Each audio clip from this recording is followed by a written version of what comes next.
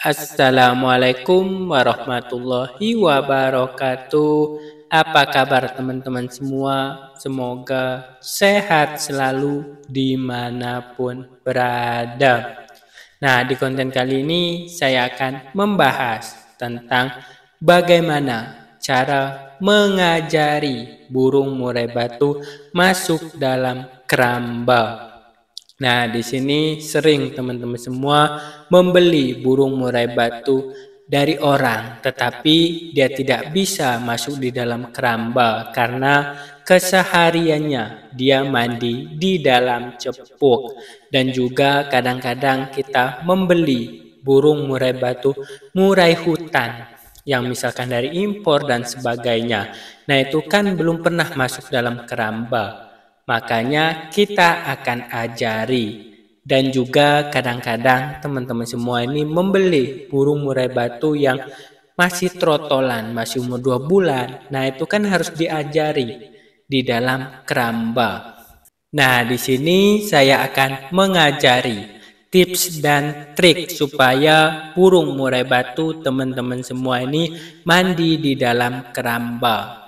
Nah, di sini yang pertama, kita siapkan keramba mandi. Nah, keramba mandinya ini tetap kita kasih air teman-teman semua di dalamnya dan juga kandang burung murai batunya. Nah, di sini setelah itu kita buka teman-teman semua, buka pintunya antara keramba dan kandang burung murai batunya ini kita buka, kita sejajarkan. Nah, kalau misalkan tutup keramba burung murai batunya ini turun-turun, bisa kita ikat sama kandang burung murai batunya. Nah, di sini bisa dilihat dia sudah sejajar. Nah, yang kedua, burung murai batunya ini di pagi hari ini kan saya mandikan. Jangan dulu diberikan ekstra puding seperti jangkrik apapun, jangan dulu diberikan. Nah, nanti supaya burung murai batunya mau masuk di dalam keramba, kita berikan, misalkan di airnya itu kita kasih jangkriknya, kita masukkan ke dalam keramba itu, mau jangkrik atau ulet Hongkong. Nah, ini burung murai batu yang suka apa? Nanti dia akan masuk teman-teman semua karena melihat ada ekstra puding. Jadi melihat ada jangkrik, melihat ada ulet, nanti dia akan masuk teman-teman semua. Nah, selanjutnya kalau misalkan teman-teman semua tidak menaruh jangkrik ataupun ulat Hongkong di dalam airnya, bisa juga kita berikan cepuk di dalam kerambanya. Jadi kita berikan cepuk, kita taruh cepuk di dalam keramba, kita isi dengan ulat Hongkong ataupun jangkrik yang burung murai batu suka. Jadi bisa kita masukkan. Nah, di sini seperti inilah teman-teman semua kalau misalkan kita mau mengajari burung murai batu yang belum pernah masuk dalam keramba ini, kita harus pancing dengan ekstra puding yang dia suka. Nah, kalau misalkan burung murai batunya ini giras teman-teman semua, kita agak jauh. Kalau misalkan dia jinak, itu nggak masalah, agak dekat. Karena kalau misalkan ada burung-burung murai batu yang kita beli dari temen, itu kan jinak misalkan, dia susah masuk keramba. Nah, bisa kita gunakan seperti ini juga. Nah, di sini bisa dilihat ini burung murai batunya masih melihat-lihat ulet itu yang di dalam kerambanya. Ada ulet, ada jangkrik yang berenang-berenang. Nah, itu dia masih melihat-lihat. Nih, bisa dilihat seperti ini teman-teman semua. Nah, di sini juga kita harus ada kesabaran. Kita harus sabar untuk menunggunya. Dia masuk di dalam keramba karena burung murai batu ini kan karena belum terbiasa saja. Makanya dia seperti ini, dia agak lama. Nanti kalau misalkan dia sudah sering masuk keramba, misalkan kita mandikan seminggu 2 kali. Dia masuk ke keramba nih.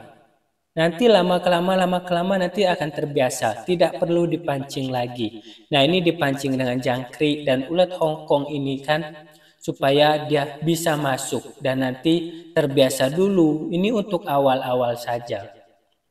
Nah, teman-teman semua biasanya kenapa kita memandikan atau mengajari burung murai batu mandi di dalam keramba ini supaya burung murai batunya ini mandi puas. Nah, kalau misalkan dalam keramba itu kan bisa dilihat dia lebar. Nanti dari bulu ekor, ujung ekor sampai ujung kepalanya dia akan basah semua dan dia mandinya pun dia akan segar karena full mandi. Contohnya kalau misalkan kita mandi full mandi. Nah, ini enak. Coba kalau misalkan kita mandi cuma dari leher ke bawah atau cuma kepala saja, nah itu kan tidak segar. Makanya kita mandikan di dalam keramba. Kalau misalkan mandi di dalam cepuk, ini kan cuma kadang-kadang dia masukin kepalanya doang, ekornya tidak kena. Kadang-kadang dia masukin kepalanya, badannya tidak kena. Nah, seperti itu. Dan juga kalau misalkan kita mandikan di cepuk. Nah, burung murai batu ini kan kalau misalkan mandi di cepuk, ini kan dia airnya itu kan jatuh ke bawah ya teman-teman semua. Nanti bisa merusak kandang juga. Kalau misalkan kita beli kandang yang bagus, misalnya kita punya temboknya juga, nanti kandangnya akan cepat rusak, akan cepat lapuk karena itu terkena air. Dan kadang-kadang di bawahnya itu, di dalam temboknya itu, kalau misalkan kita tidak bersihkan, nanti dia akan menggenang air. Nah, airnya itu lama-kelama kandangnya lapuk.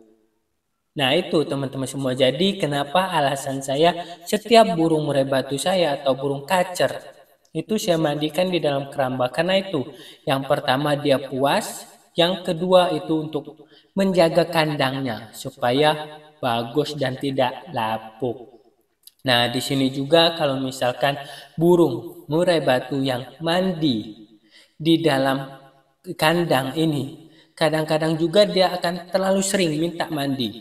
Setiap hari minta mandi, kayak ngelepar-ngelepar. Karena itu dia tidak puas. Nah, kalau misalkan puas, dia seminggu 2 kali saja udah cukup. Kadang-kadang seminggu 2 kali itu dia males juga mau mandi. Nah, seperti itu. Karena ini burung murai batu ini kan tergantung kebiasaannya.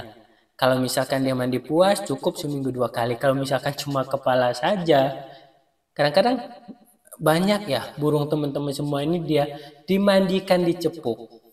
Dia minta tiap hari, mau itu trotolan ataupun udah dewasa, kalau misalkan dia mandi di cepuk, dia pengen mandi terus saja tiap hari. Nah, itu karena tidak puas dan tidak basah semua di dalam bulu-bulunya ini.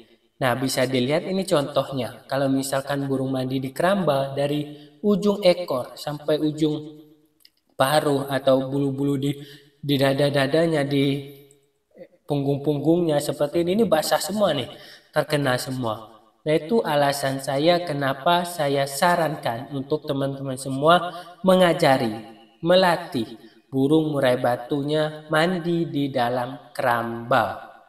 Oke teman-teman semua, jadi itu intinya kalau misalkan kita mempunyai atau melatih burung murai batu untuk mandi di keramba, kita harus sabar dan kita harus pancing dengan ekstra puding yang dia suka.